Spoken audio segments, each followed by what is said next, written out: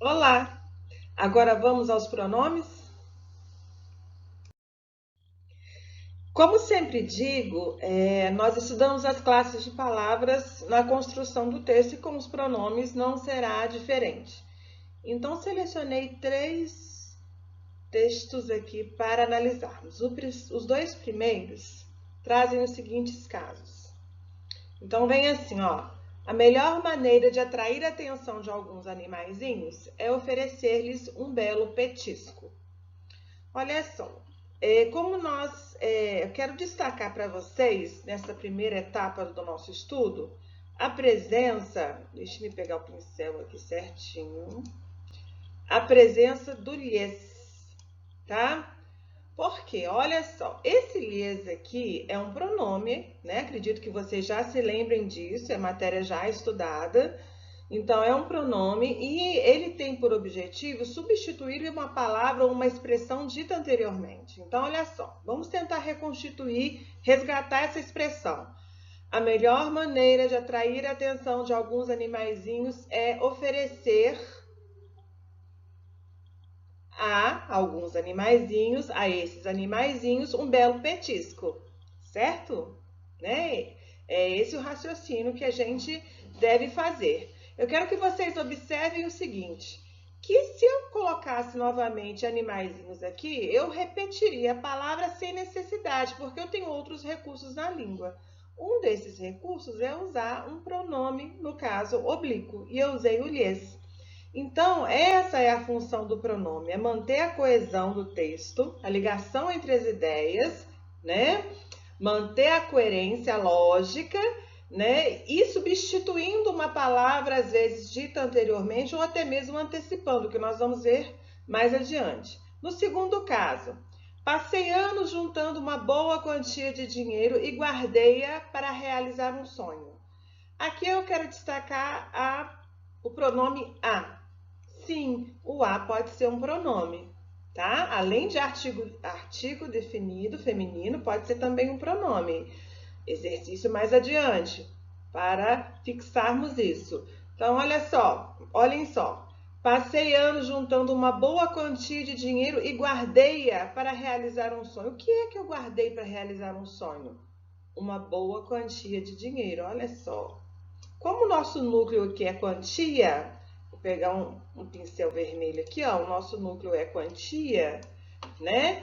E quantia está no feminino singular, o a também foi, né, para o feminino singular. Eu escolhi um pronome oblíquo feminino singular.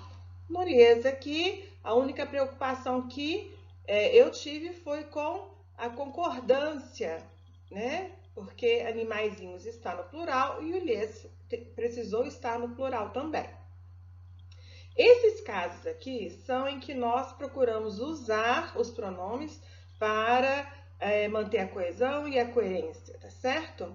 Mas às vezes, propositalmente, nós podemos brincar com a ambiguidade. Vocês vão se deparar com casos assim que será pedido a vocês que analisem o humor presente na piada, na tira, né? Vocês já se depararam ou vão se deparar ainda com questões dessa natureza. Então, eu encontrei num livro, né, que estará mais adiante numa das minhas referências, algo assim: duas pessoas conversando. Não deixe sua cadela entrar na minha casa de novo. Ela está cheia de pulgas. Diana, não entre nessa casa de novo. Ela está cheia de pulgas. Olha só. Eu não sei com vocês como foi que aconteceu, mas quando eu li a primeira fala, né, eu entendi que quem estava cheia de pulgas era a cadelinha. Por quê? Por causa do meu conhecimento de mundo, né? Como eu vejo o mundo, eu sei que a cadelinha, que os animaizinhos podem ter pulgas. Agora, a dona da cadelinha, a dona da Diana, ou o dono da Diana, né, não fez por menos. Percebendo a possibilidade da língua, a possibilidade de haver uma ambiguidade anterior, jogou com isso. Olha só, Diana, não entre nessa casa de novo, ela está cheia de pulgas. Então vamos voltar aqui ao texto, olha só. Nós temos aqui, ela está cheia de pulgas. Se a gente pensar só no conhecimento de mundo, Não, a gente é levado a pensar na cadelinha. Mas se pensarmos gramaticalmente no texto, ela tanto pode estar retomando casa, que está no singular e no feminino, quanto cadela, tá? Que são dois núcleos de sintagmas nominais aqui. Então, né, há essa possibilidade. Quando a pessoa proferiu, né, proferiu essa fala, ela deixou essa possibilidade de interpretação, né, que foi aproveitada pelo seu interlocutor, a pessoa que estava ouvindo. Né? Na hora de elaborar a resposta, aproveitou e logo respondeu: Diana, não entre nessa casa de novo. Ela está cheia de pulgas. Nesse caso, quem é que está com pulgas? A casa. Foi uma resposta desaforada. Então, aqui, a piada foi construída em cima dessa possibilidade de se brincar com a ambiguidade. Então, são dois casos diferentes, tá? Em cima, nós temos casos em que precisamos usar a língua de tal forma que ela não deixe espaço para ambiguidade, seja totalmente compreensível aos nossos leitores, né, ou nossos interlocutores. E embaixo nós temos a língua sendo utilizada com um propósito mesmo de provocar o riso. São dois momentos distintos. Quando falamos em pronomes, mencionamos as pessoas, né, do discurso, ou também pessoas gramaticais. Então, nós vamos falar assim, esse pronome é de primeira pessoa, este outro é de segunda pessoa. Então, o que isso quer dizer? Olha só, no ato de comunicação, que é um ato muito dinâmico, nós vamos ter, né, a primeira pessoa, que é aquela que fala, a emissora. Há outros nomes também, que nós vamos lembrando à medida que formos trabalhando. A segunda pessoa, aquela com quem se fala, que é o receptor ou interlocutor. E nós temos a terceira pessoa, que é o assunto. Esse assunto pode ser mesmo uma pessoa, posso estar falando de alguém ou de algo, de alguma coisa, de algum acontecimento, tá? Mas essa relação é muito dinâmica. Numa conversa, em determinado momento, eu sou emissora, primeira pessoa, aquela que está falando, e logo em seguida eu passo a ser a receptora, porque eu passo a ouvir o meu interlocutor. E eu usei essa tirinha aqui para demonstrar isso para vocês. Olha só, quero que vocês observem comigo. Nós temos uma tirinha com 3 quadrinhos. No primeiro quadrinho nós temos: eu sou um homem simples, Haroldo. Quem está falando é o Calvin, né? Eu vou usar um pincel fininho aqui para marcar para vocês. Aqui, ó, nessa parte aqui, ó, caso alguém esteja perdido. Eu sou um homem simples, Haroldo. Quem está falando, olha aqui, ó, o balão da fala, é o nosso amigo Calvin com seu amigo imaginário Haroldo, né? Ele está falando e ele é a primeira pessoa, ele representa a primeira pessoa, aquele que fala, aquele que emite a sua mensagem.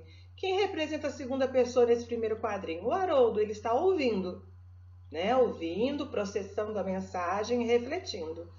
Já no quadrinho seguinte, nós vamos ter o seguinte: quem passa a ser o emissor é o nosso amigo Haroldo. Olha aqui, ó, o quadrinho está apontando para ele, tá? Bem aqui, ó, apontando para ele.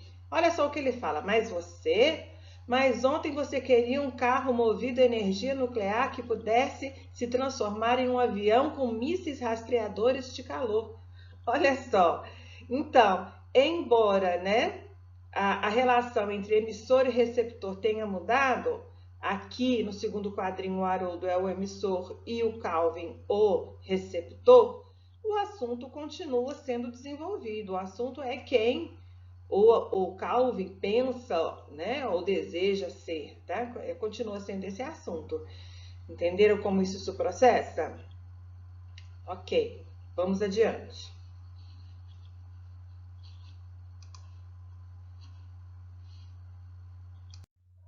Comecemos então pelos pronomes pessoais, né? Os pronomes pessoais, eles substituem substantivos ou palavras substantivadas e ainda indicam as pessoas do discurso. O que isso quer dizer? Quer dizer que nós usamos os pronomes como nos exemplos que nós usamos anteriormente. Por exemplo, quando eu quis falar da quantia de dinheiro, que eu queria guardar uma quantia de dinheiro, E usei o a logo mais adiante para substituir a palavra quantia, o núcleo, né? Me referindo ao núcleo. Então, assim, essa é a capacidade. Em vez de eu dizer a Joana vai viajar, eu posso dizer ela vai viajar. Olha só, o pronome substituindo, tá? Então, essas são as funções. Nós temos os pronomes pessoais do caso reto, do caso oblíquo, né? Que fazem essa substituição, e nós temos ainda os de tratamento. Os de tratamento, eles têm ainda a capacidade de localizar o objeto. Podem substituir? Podem. Podem acompanhar também e ainda localizar no tempo, no espaço, no texto. Nós vamos estudar caso a caso, então eu vou fazer videozinhos separados. Esse primeiro é para os pronomes do caso reto e oblíquos, tá? Então, para retomar essa ideia, coloquei aqui embaixo o exemplo. João ama seus livros e sempre sente o coração apertado se alguém os pede emprestados, tá? Será egoísmo da parte dele? Ai, será em quem que eu me inspirei, sabe? Aí, olha só, João ama seus livros e sempre sente o coração apertado se alguém os pede emprestados. Pede emprestado o quê, gente? Os livros.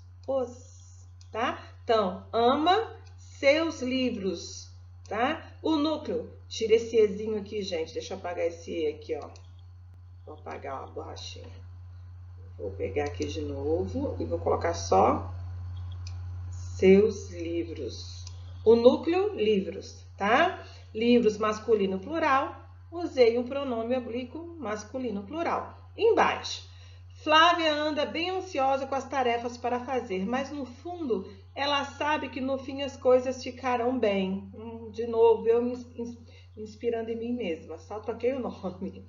Então, olha só, Flávia anda bem ansiosa com as tarefas para fazer, mas no fundo ela quem? Flávia. Flávia sabe que no fim as coisas ficarão bem. Então, foi só para demonstrar a função desses pronomes, né? Umas das funções desses pronomes. Vamos adiante. Então, eu fiz um quadrinho aqui só para vocês relembrarem. Na nossa live, eu percebi que vocês, e alguns sabem até de cor, decoraram, alguns de vocês vêm de cursinho, né?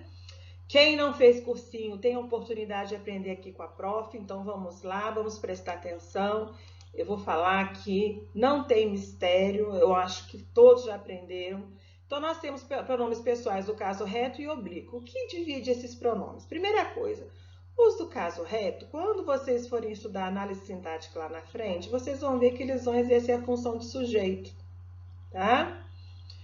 E os do caso oblíquo, de complemento verbal.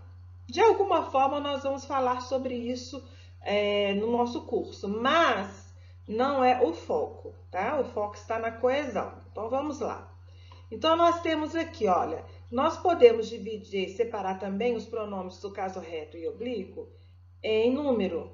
Eles podem estar no singular ou no plural. Aqui, ó, singular, plural. E podem ainda não ser precedidos de preposição, que é o caso desses daqui, ou serem precedidos de preposição, que é esse caso aqui, tá? Então, caso reto, eu, tu, ele. Primeira, segunda, terceira pessoa. Como ele aqui, ó, coloquem ela também, tá? Esqueci de escrever, mas ela também. E plural, nós, vós, eles. Eles ou elas, tá? Então, esses fáceis. Então, olha só, agora vamos ver os pronomes oblíquos, aqueles que não vêm precedidos. Como assim não vêm precedidos? Eu digo assim, ó, entregou-me o livro, tá? Então, entregou-me.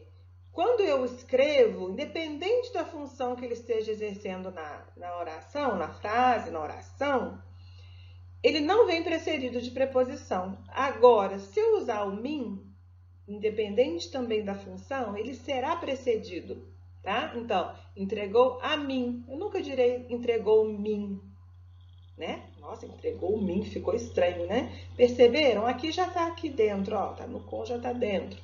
Então, assim, são esses os pronomes. Então, aqui, ó, separando aqui, ó, na linha do eu estão os que se referem à primeira pessoa, na linha do tu, os que se referem à segunda pessoa, na linha do ele, os que se referem à terceira pessoa, tá?